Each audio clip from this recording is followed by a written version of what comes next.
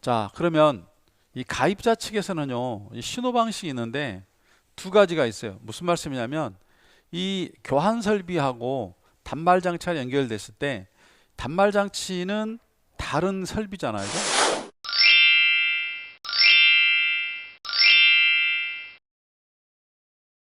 말 그대로 전화기는 이게 우리가 전화 단말 장치.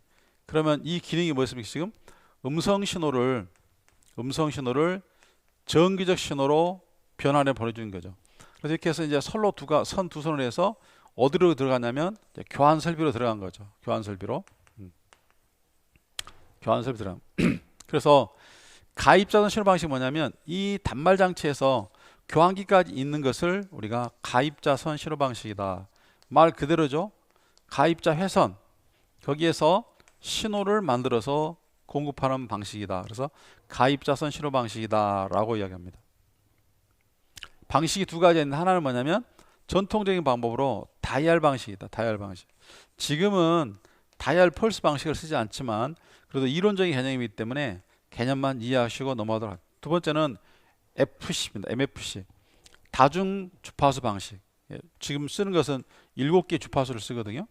그래서 7개 주파수를 써가지고 우리 0부터 시작해가지고 9까지 발생시키고 아스트릭하고 샵을 발생시키는 이런 12개 만들어내는 거죠. 12개. 3, 4, 12에서 12개요. 이렇게 쓰는 방법인데 먼저 전통적인 방법인 다이얼 펄스 방식을 설명드리겠습니다.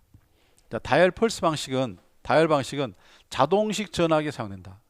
자동식을 하면 옛날에 우리가 이제 그 노타리가 되어 있는 거죠. 뚜루룩 뚜루룩 소리 나는 거. 그래서 여기에서 희망하는 상대 가입자를 선택 호출하는 그런 기구를 말한다. 그리고 그 형태는 임펄스 형태다. 임펄스. 그래서 임펄스 형태로 교환을 만들고 이 가입자 상태를 선투 가성하다. 그러니까 임펄스로 송출해서 교환 장치를 동작시켜 상대 가입자를 선택 호출하는 방법을 우리가 다이얼 방식 또는 다이얼 펄스 방식이라고 합니다. 두 번째, 다주파 보호 방식의 MFC입니다. 다주파 보호 방식 MFC. 자, 다이얼 방식은 세 가지 있는데요. 임펄스 속도가 있습니다. 왜냐하면 옛날에는 교환기가 기계식이기 때문에요. 기계가 작동하려면 그 작동하는 시간이 필요하잖아요. 그게 바로 임펄스 속도입니다. 그래서 일반적으로 우리가 펄스를 결정하는 게 크게 10개의 펄스를 쓸 수도 있고 20개를 썼는데 10개의 펄스 쓴단 말은 뭐냐?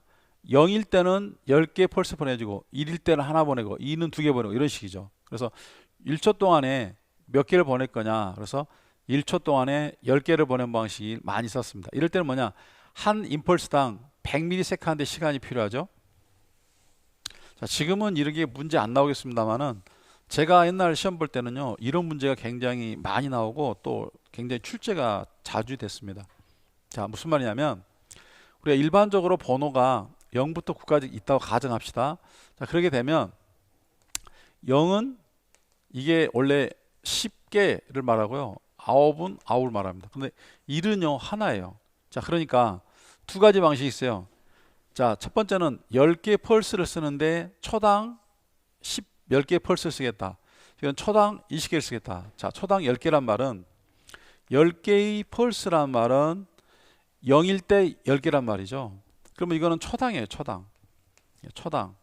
그러면 1초인데 하나의 펄스는 원 펄스는 몇 세컨냐?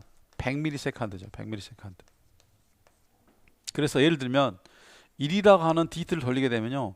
100ms가 하나가 가는 거예요. 100ms가. 근데 2라고 이야기하면요. 이거는 100ms가 두 개 가는 겁니다. 두 개. 네, 두 개.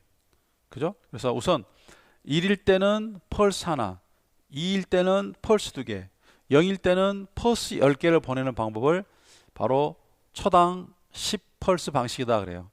근데 초당 20개면 어떻게 됩니까? 여기는 이게 나눠지 2가 되니까 50ms가 되죠. 그래서 실제로 우리나라에서는 10펄스 per second를 썼습니다. 그래서 초당 10개의 펄스를 발생시키는 그런 다이얼 펄스 방식을 썼다. 그러면 하나의 펄스의 시간 길이는 얼마죠? 100ms다. 펄스 하나는 100ms. 근데 이 100ms는 시간 간격이고요.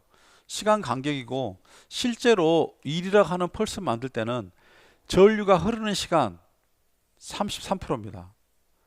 전류가 안 흐르는 시간 66%입니다. 정확하게 말하면 67%겠죠? 자, 그러니까 100ms 동안에 전류가 흐르는 거는 33ms. 그 다음에 안 흐르는 것은 67ms라는 거죠. 그래서 이렇게 33과 전류가 흐르는 시간과 전류가 안 흐르는 시간, 흐르는 시간을 우리가 단입니다. 단. 속. 사실은 단이 60이네요. 죄송합니다. 단이 전류 흐르는 게 단, 끊어진 거. 속. 그래서 단속비라고 하거든요. 단속비. 단속비는 전류가 절단되는 시간과 전류가 흐르는 시간이다. 절단되는 시간이 2고 요게 1이다. 그러니까 약 요게 2대 1이 그러니까 66대 33. 이렇게 표준화 시킨 겁니다. 단속비는 2대 1이다. 이게 33.3, 66.4 이렇게 되겠죠.